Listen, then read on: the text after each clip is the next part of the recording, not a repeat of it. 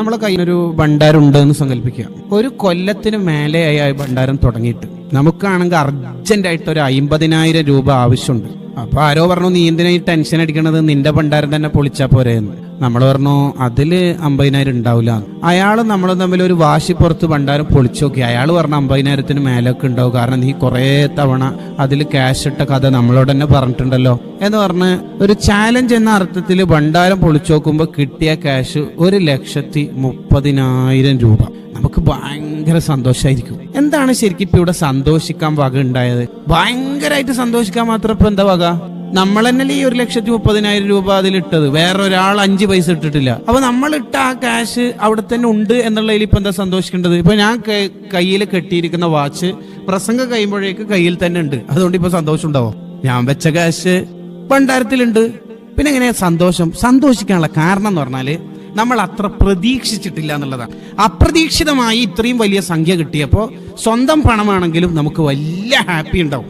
ഇതേപോലെ സരിയു സിഖ്തി റളിയല്ലാഹു അൻഹു പറയാണ്, നിന്റെ ഖബർ എന്ന ഒരു ലോകത്തെ നീ ഭണ്ഡാരായിട്ട് സങ്കല്പിക്കുക.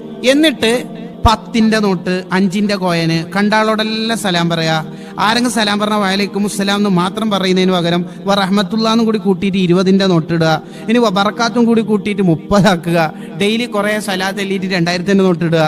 പിന്നെ ആരെങ്കിലുമൊക്കെ പാവപ്പെട്ടവർ നമ്മുടെ കൂട്ടുകാരിൽ ഉണ്ടെങ്കിൽ അവരെയൊക്കെ സഹായിച്ചിട്ട് 2000ന്റെ കുറെ നോട്ടിടുക. ഇങ്ങനെ നമ്മളെ ഖബറിനെ ഭണ്ഡാരായി സങ്കല്പിച്ച് ഒരുപാട് നന്മ അവിടെ ഇൻവെസ്റ്റ് ചെയ്യും. എന്നിട്ട് അവസാനം ഖബർ എന്ന ഭണ്ഡാരം പൊളിക്കുന്ന ദിവസം, നമ്മൾ മരിക്കുന്ന ദിവസം കാണുമ്പോ തന്നെ ഭയങ്കര സന്തോഷം ഉണ്ടാകും. അപ്പോഴാണ് ഒരു വെളുത്ത മനുഷ്യൻ ഖബറിന്റെ ഉള്ളിൽ നിന്ന് പുറത്തേക്ക് വരും. അപ്പൊ മയ്യത്ത് ചോദിക്കും, എത്ര നിങ്ങളാരാ? അന അമലുക സ്വാലിഹ്, നീ ചെയ്ത നല്ല കർമ്മങ്ങളാണ് അഥവാ സൽക്രമങ്ങളാണ് ഞാൻ എന്ന് പറഞ്ഞിട്ട് പരിചയപ്പെടുത്തും.